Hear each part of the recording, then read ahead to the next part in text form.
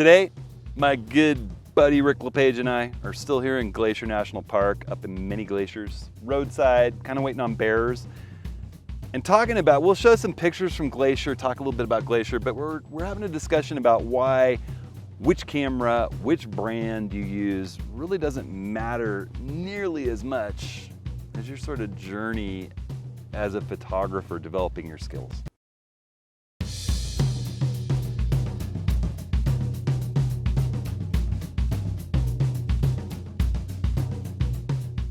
Well, hey everyone, I'm so lucky to be here in Glacier National Park, up in the northern part of the park, alongside the road here. We might have cars, well, we will have cars coming by. We might even have one or two people stop and ask what we're doing. Yeah. But we're just hanging out here, hoping to see bears. We'll talk about that in a minute. We're gonna show some photos from Glacier National Park in a minute, some of our last week of scouting. This is our last day, last full day. And we've had an amazing, amazing time here. So we'll share some of the stuff that we've done. And we want to talk a little bit about which brand and which particular camera from which brand is really so subsidiary to your personal journey of development as a photographer. And I've been playing with the new cameras. I've kind of teased. I'm not ready to talk a lot about it, but this Leica Q2's kind of changed the way I'm thinking about what I'm shooting out here, and I've really been enjoying it. But there are other cameras like this. We're going to talk a little bit about that too. You don't have to spend the money on a Leica Q2. There are other cameras that can give you that experience. Or your own camera. Or your own, whatever camera you're using, just thinking a little bit differently. We've had an amazing, amazing time up here. Really quick before we launch into it and show you some images from that and have this discussion, I just want to remind everyone we're having an open office hours session on August 16th. August 16th. We'll do a little show and tell, talk about stuff, but it's mainly just an open Q&A for you all to get your questions answered. That's a big free group photography gathering. You can watch it on Zoom, you can watch it on YouTube Live, it'll be archived on YouTube. And you can sign up and send in a question at hudsonhenry.com/office hours. So we really hope to see you there. It's going to be August 16th, 10 a.m. Pacific. Hope to see you there. All right, so the reason we're hanging out right here, maybe that's the first thing we should say. Yeah. We've been having breakfast here, coffee. Sitting here in the middle of the day today. Yeah, well, it's still early. It's still morning.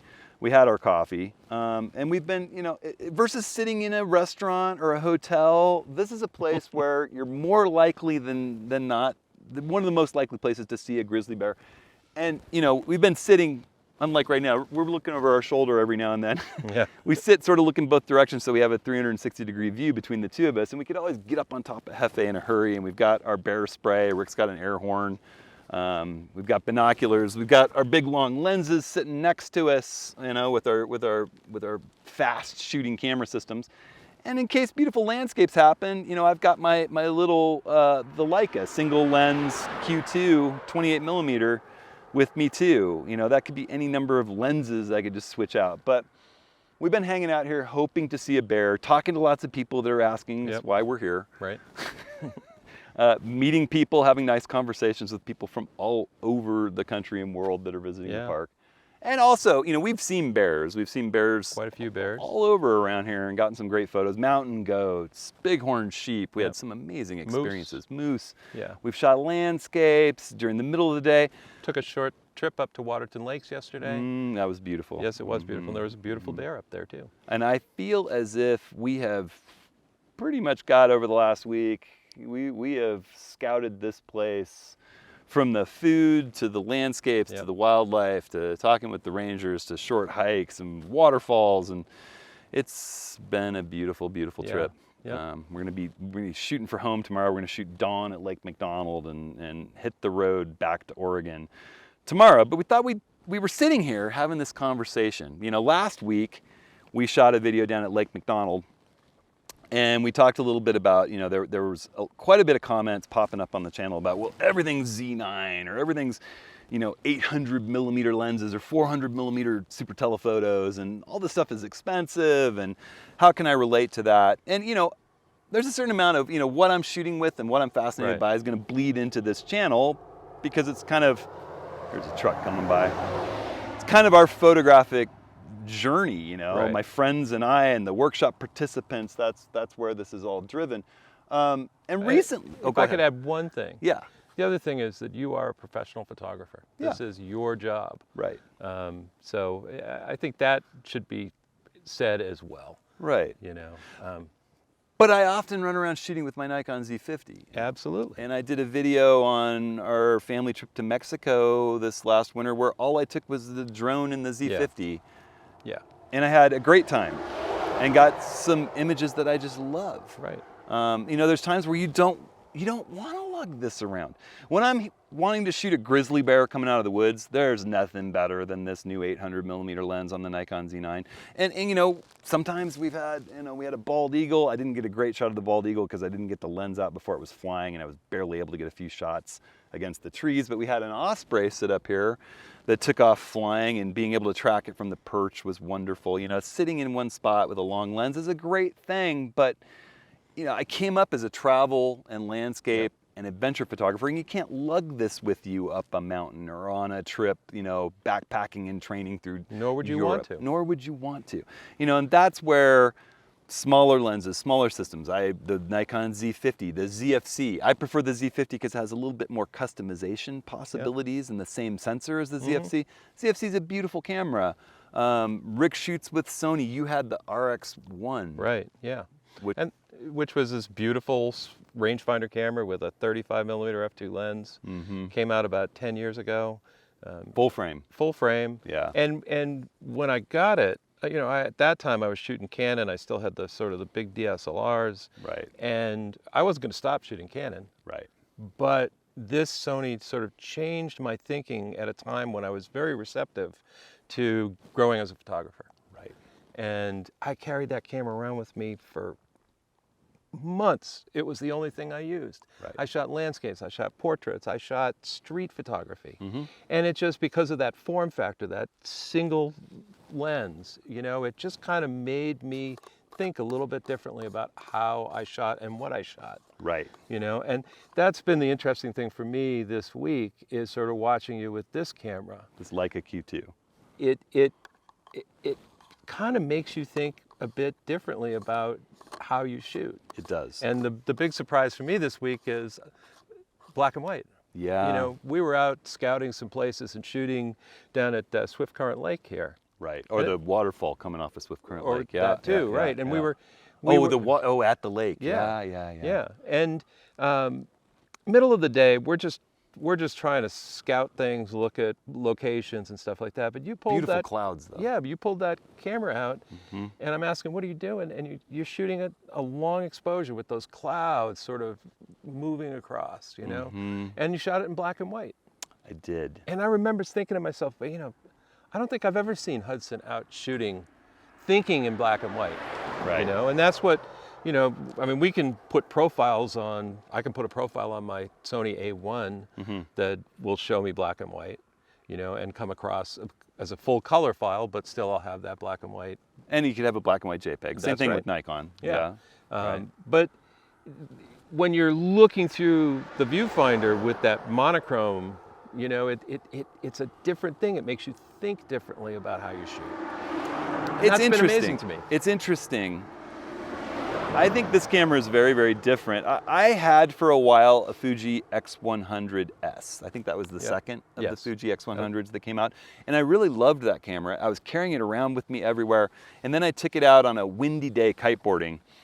And unfortunately, it was not in the least weather sealed. Yes. And yeah. it stopped working, and I sent it to Fuji, and they sent me back a photo, and the whole thing was packed with sand inside. Yep. And it bricked a $1,000 camera. And so that was disheartening to me, and I went back to shooting my tried and true, built like tank, weather-resistant Nikon digital bodies. And then I was in Costa Rica this year with a wonderful group of people, a fantastic workshop. And our friend Elizabeth brought two Q2s, two Leica Q2s with her, along with her Sony system. And she had the monochrome and she had the Canon. Canon, sorry, Canon. Yes. Sorry, Elizabeth. But she shot a lot with the Q2, and I started playing with the Q2, and I thought, wow, this camera's special. And then I started looking into it. They're weather sealed, they're built like tanks, has this beautiful 28mm lens and a full frame sensor 48 megapixels and a gorgeous OLED viewfinder, and their profiles for black and white are so lovely. You can shoot a full color RAW file, 48 megapixels, but you're looking at the world in black and white, and you get this beautiful black and white JPEG.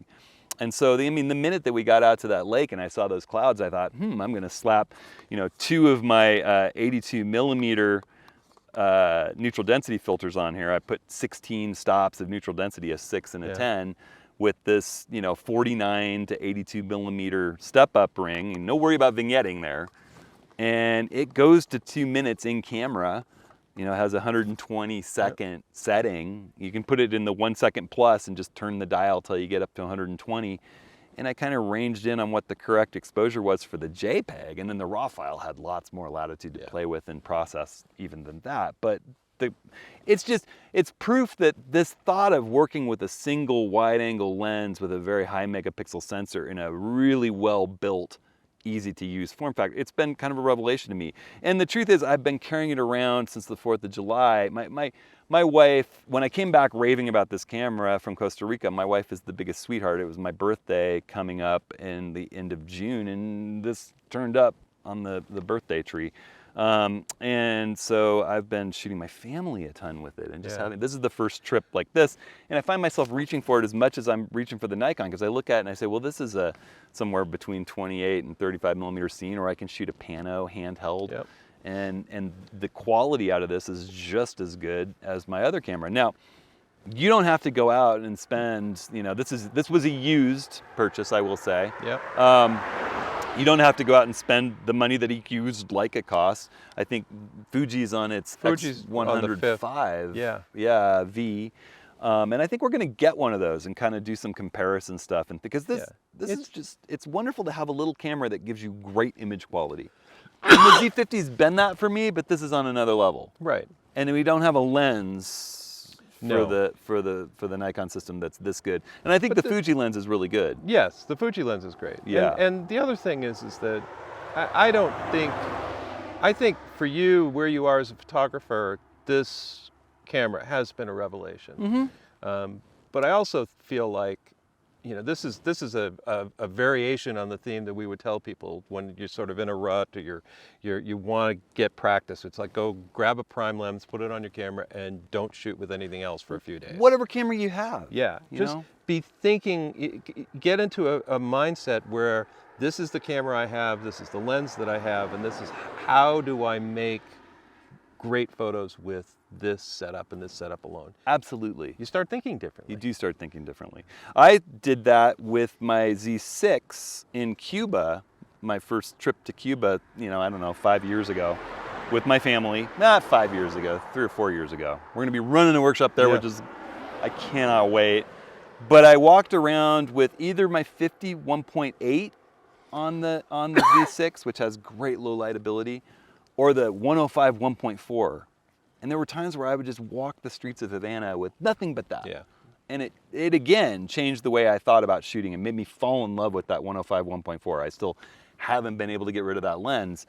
I think that, for instance, if you want to work with wide angle and you have a Z50, I have the new Viltrox 14 1.4, and I've been playing with that here a little bit. I need to go out and do some star work with it to give a full review. I'm close, but I think that's a fantastic lens for the Z50 users. It's affordable, it's really sharp, it's got great light gathering ability for low light work, and it's a real wide angle. It's going to be the equivalent of like 20 millimeters on your Z50, which is a really nice focal length. So, well, and I think this is where we get into there's a lot of us get hung up on what camera you're shooting with, what lenses are you shooting with, why is Nikon better than Canon versus Sony, and all this sort of stuff. And at the end of the day, you can make great images with just about any camera. We've been saying that consistently. Olympus, you name it. They're all making really good stuff right now. But what you have to do is you have to think about using that equipment in a way that sort of takes you out of the, I'm going to get into this mode, I'm going to do that, oh yeah, I've got, let me just slap a zoom on and just go out and play with this. It's that, at the end of the day, the camera is a tool that's going to help you capture the light as you see it. Exactly. And last night was a perfect example, right? We came out here, we missed a grizzly down the way. There was nothing here. Well, you saw the grizzly. I saw the backside of a grizzly. I saw the backside. By the time we got cameras, it was in the brush. Yeah. But anyway, we're like packing it up. It's time for us to go. And there's this just horrific, the dust storm road that you got to go to get out of here. It's like a couple of miles long. I don't know if anybody's seen, Hefe is actually shiny and black when clean. It's been up and down this horrifically dusty road. I don't know how many times on this trip. But we had a storm come through, heavy cloud cover. It really wasn't there was not going to be a sunset. There was not going to be like some beautiful color at the end of the night. Right. And we're driving around, we hit the dusty road, and at the very end of the dusty road is a dam or a lake here in the background. Yeah. And we're both looking, and it's getting dark, and we're both looking at it. It's like, there's something about the light here. And so we got actually right at the end of the dirt road, we pull off to the side, and we jump out with our cameras. And you took both. I did. I took the Q2 and the Z9 with my 24 to 120. Yeah.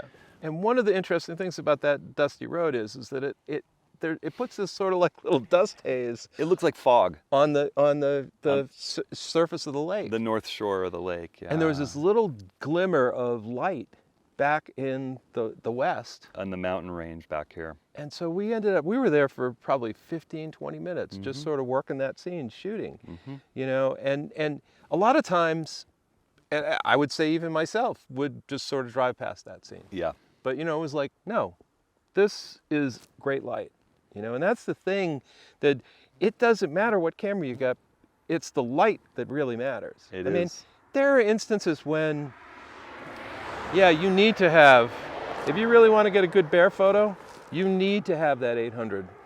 There are times this week where there's a bear off in the distance, and Hudson pulls out his camera with 800. He's going to get that shot. I'm not going to have it because I don't have that lens. I'm not interested in having that lens. You got the 400 with the 1.4, yeah. Right, yeah. and which is fine. It's a great lens. Yeah, But it's like. And you got the great bear shot right before it huffed at you. Yes, I did. with the 100 to 400. Yeah. Yeah. But it really I get tired of the constant. Well, I have this camera. Yours isn't as good, or I have to have a Nikon, or I have to have a Sony, or these guys are doing better. I mean, the one thing I've learned in 30 years of watching the camera industry is everybody sort of leapfrogs one another at times, and I will tell you right now, I feel like Nikon is leapfrogging Canon and Sony in some ways. The lenses. But it all evens out over time. Yeah. I last year I sold a whole bunch of my gear. I sold my horse and I bought an A1. Yeah. Because that was the camera that I wanted to have. This is a camera I'll have for years. Yep. I'm not planning on, the A1 Mark II comes out that I'm going to just sort of stop and go buy that camera. Right. I've got a camera that makes great images. The thing that I need to be thinking about is, what type of shooting do I want to do? What are the lenses that will help me do that best? Right. And then go out and make those shots. Right. That's really what this is all about. Right. It is. So whether you're shooting Leica, Fuji.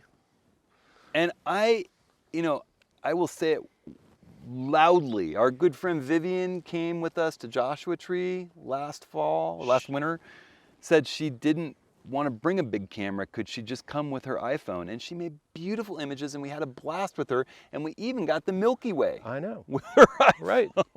So, I mean, it really is just about you envisioning what it is you want to do as a photographer, working with the gear that you have, or being careful within your budget and expanding that to get where you want to go. And then if you feel like you've gotten into a bit of a rut, mix it up a little bit. And I think that the prime lens is a great way to do that. We've said it before, and I'm living it right now. Right. And you can get good, solid prime lenses for I mean, you can Oh, get them yeah. for under $500. Yeah, absolutely. You know, the 51/8s are the sort of classic. Yep. You know. Yep. You know. So. There you go. And you know, for everybody who might complain about me focusing more on the Z9, well, the Z9 is, I will just say for the Nikon fans, now that we're kind of to the end here, the Z9 is it is their mirrorless 2.0. Everything else that's come before is 1.5. It's the first version and then incremental adjustments on that. This Z9 has the shutterless stacked sensor system that lets them push data through it at a speed that's just kind of unimaginable, and it's opened up some new autofocus capabilities and speed of capture capabilities that make it a really exciting camera for someone like me. It opens up the ability of shooting 20 frames a second with its incredible in-body image stabilization, with this big super telephoto lens, with its amazing in-lens image stabilization, where I'm shooting down to a 30th of a second at 800 handheld, Right. or I'm shooting video of a bear with one elbow on my knee with an 800mm lens and no tripod, and smoothly tracking it moving through the brush and berries yesterday. But the reality is, there will be other cameras, Yes. less expensive cameras from Nikon, And I will that review incorporate them all. that stuff. Yeah. Yeah.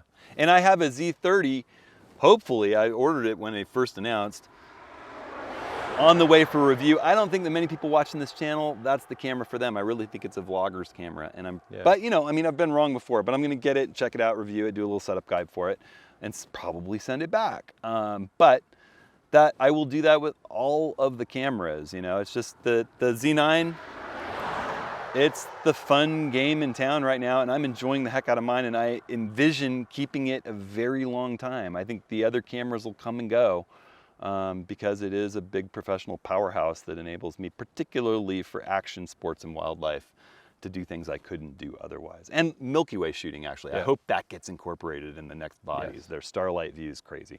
All right, so enough on the Nikon stuff. Really, our whole point is that there's so many options for you as a photographer to develop your skill in your eye, which is the most important thing. All right. So this has been one hell of a great scouting trip. Glacier is as amazing as I remember it from my trips here in my youth. I came here with my father and my grandfather the last time I was here. This will make an epic workshop. I Yes, it's going to be incredible. We will probably have to do multiples of this, because once people see footage from the workshops, they're going to want to go. So it's a great trip. We're also really excited about the Tetons coming up in a couple months. And as I said, we've got a couple slots open in that. If anybody wants to come with us, we have a great time. We always learn a ton, and there will be wildlife and spectacular landscapes there too to play with. So, all right, everybody, office hours 16th, 10 a.m. Pacific. Thanks everybody for using the links that I put out on my website to buy gear, hudsonhenry.com/ATS links in between the cars here. That stuff helps me out, helps Rick and I out, and we can't wait to get this workshop underway next year. It's going to be amazing to get back here. All right, everybody. I hope you're all staying safe, staying creative. Yeah. We'll see you next week.